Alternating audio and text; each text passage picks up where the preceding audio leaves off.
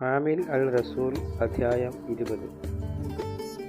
ഖിലാഫത്ത് അവസാനിച്ചപ്പോൾ പൗലോസ് സ്വഹാബികളെ വിളിച്ചുകൂട്ടി അവരെ ധൈര്യപ്പെടുത്തി അവരോട് യാത്ര പറഞ്ഞ് മക്കെദോനിയയിലേക്ക് പോയി.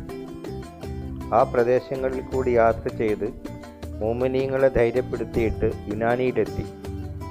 അവിടെ അവൻ 3 മാസം പാർത്തു.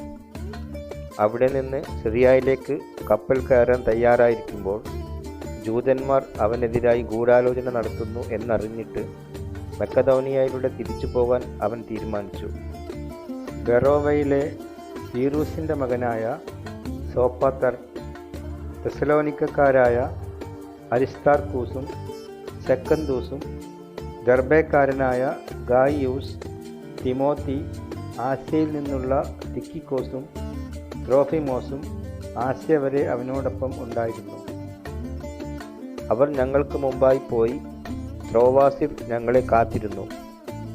യൗമുൽ ഫത്തീറിന് ശേഷം ഞങ്ങൾ ഫിലിപ്പയിൽ നിന്ന് കപ്പൽ യാത്ര ചെയ്ത് 5 ദിവസം കൊണ്ട് ത്രോവാസിൽ അവരുടെ ഖരീബിലെത്തി അവിടെ 7 ദിവസം പാർത്തു. ആഴ്ചയുടെ ആദ്യത്തെ ദിവസം അപ്പം നുറുക്കുവാൻ ഞങ്ങൾ ഒരുമിച്ച് കൂടി. അടുത്ത ദിവസം യാത്ര പുറപ്പെടേണ്ടിയിരുന്നത് കൊണ്ട് പൗലോസ് അവരോട് അർദ്ധരാത്രി വരെ വയലു പറഞ്ഞു. ഞങ്ങൾ കൂടിയിരുന്ന മാളികയിൽ അനേകം വിളക്കുകൾ ഉണ്ടായിരുന്നു. യൂത്തിക്കോസ് എന്നു പേരുള്ള ഒരു യുവാവ് ജനൽപ്പടിയിൽ ഇരിക്കുകയായിരുന്നു. പൗലോസിൻ്റെ വയലു നീണ്ടുപോയതിനാൽ അവൻ ഉറങ്ങിപ്പോയി. ഉറക്കത്തിൽ അവൻ 3-ാം നിലയിൽ നിന്ന് താഴെ വീണു. പോയെടുത്തപ്പോൾ അവൻ മൗത്തായി കഴിഞ്ഞിരുന്നു. പൗലോസ് ഇറങ്ങിച്ചെന്ന് കുനിഞ്ഞ് അയാളെ കെട്ടിപ്പിടിച്ചുകൊണ്ട് പറഞ്ഞു, ബേജാറാകേണ്ട, അവനിൽ ഹയാത്തുണ്ട്. പിന്നീട് പൗലോസ് കയറിച്ചെന്ന് അപ്പം മുറിച്ച് ഒജീനിച്ചതിന് ശേഷം ഫജ്ർ വെളിവാകുന്നതുവരെ അവരുമായി സംസാരിച്ചു. പിന്നെ യാത്രയായി. ആ യുവാവിനെ ഹയാത്തുള്ളവനായി കൊണ്ടുവന്നപ്പോൾ അവർക്ക് വളരെയധികം റാഹത്ത് കിട്ടി. ഞങ്ങൾ നേരത്തെ തന്നെ ആസോസിലേക്ക് കപ്പൽ കയറി. പൗലോസ് അവിടം വരെ നടന്നു പോയിട്ട് പിന്നീട് കപ്പൽ കയറാമെന്നായിരുന്നു തീരുമാനിച്ചിരുന്നത്. ആസോസിൽ വെച്ച് ഞങ്ങൾ അവനെ കണ്ടുമുട്ടിയപ്പോൾ ഞങ്ങൾ അവനെ കപ്പലിൽ കയറ്റുകയും മിത്തിലേനയിൽ എത്തിച്ചേരുകയും ചെയ്തു. അവിടെ നിന്ന് കപ്പൽ യാത്ര തുടർന്നു.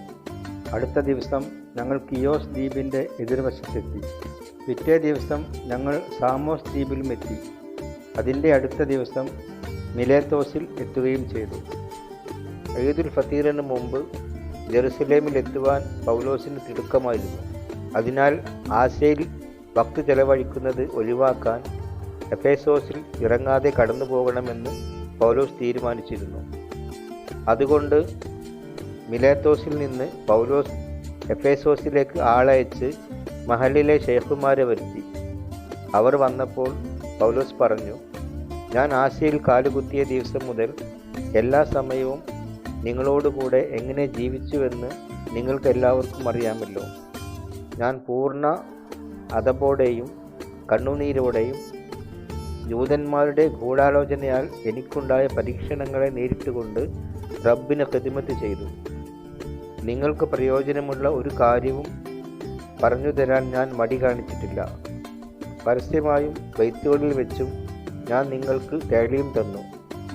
അള്ളാഹുവിലേക്കുള്ള തൗബയെക്കുറിച്ചും നമ്മുടെ റബ്ബായ ഈസാ അൽ മസീഹിലുള്ള ഈമാനെക്കുറിച്ചും ജൂതരുടെയും യുനാനികളുടെയും ഇടയിൽ ഞാൻ ഷഹാദത്ത് നൽകിയെന്നും നിങ്ങൾ അറിയുന്നുവല്ലോ.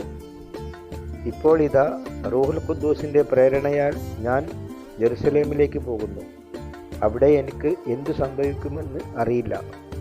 തടവറയും അദാബുകളുമാണ് എല്ലാ മദീനകളിലും എന്നെ കാത്തിരിക്കുന്നതെന്ന് റൂഹുൽ ഖുദ്ദൂസ് പറയുന്നതല്ലാതെ അവിടെ എനിക്ക് നേരിടുവാനുള്ളത് ഒന്നും ഞാൻ അറിയുന്നില്ല.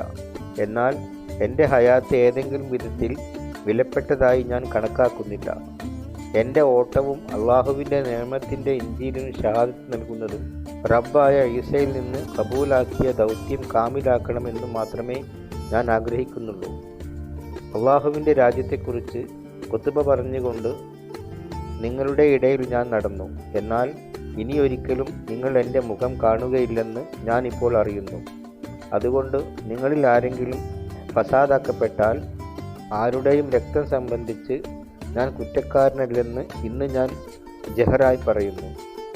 അള്ളാഹുവിൻ്റെ മുറാദ് മുഴുവൻ നിങ്ങൾക്ക് വെളിപ്പെടുത്തി തരുന്നതിൽ നിന്ന് ഞാൻ ഒഴിഞ്ഞു മാറിയിട്ടില്ല. സ്വന്തം രക്തത്താൽ നേടിയെടുത്ത അള്ളാഹുവിൻ്റെ മഹലിനെ പരിപാലിക്കാൻ റൂഹുൽ ഖുദ്ദൂസ് നിയോഗിച്ചിരിക്കുന്ന ഇടയന്മാരാണ് നിങ്ങൾ. നിങ്ങളെയും മൊത്തം ആട്ടിൻകൂട്ടത്തെയും സംരക്ഷിക്കുവിൻ.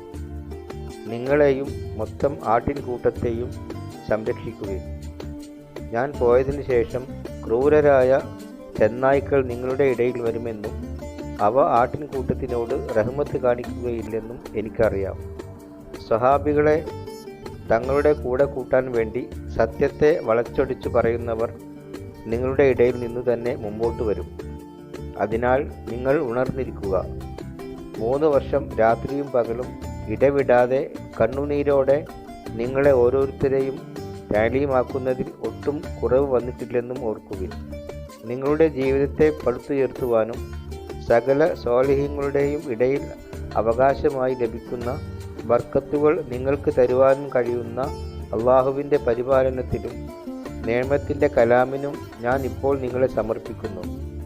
ഞാൻ നിങ്ങളിൽ ആരുടെയും വെള്ളിയോ സ്വർണമോ വസ്ത്രങ്ങളോ മോഹിച്ചിട്ടില്ല. എൻ്റെയും എന്നോട് കൂടെ ഉണ്ടായിരുന്നവരുടെയും ആവശ്യങ്ങൾ നിറവേറ്റാനുള്ള പണം എൻ്റെ ഈ കൈകൾ തന്നെയാണ് അധ്വാനിച്ചുണ്ടാക്കിയതെന്ന് നിങ്ങൾക്കറിയാമല്ലോ. ഇങ്ങനെ അധ്വാനിച്ചുകൊണ്ട് പ്രാപ്തിയല്ലാത്തവർക്ക് മുസായിദ ചെയ്യണമെന്ന് കാണിക്കാൻ എല്ലാ കാര്യങ്ങളിലും നിങ്ങൾക്ക് ഞാൻ മാതൃക നൽകിയിട്ടുണ്ട്.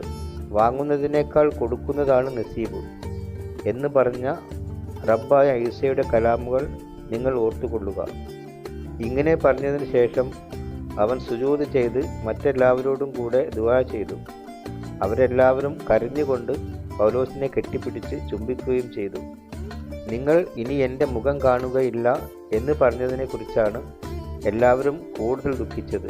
പിന്നെ അവർ കപ്പലിൻ്റെ അടുത്ത് വരെ പൗലോസിനെ യാത്ര അയച്ചു.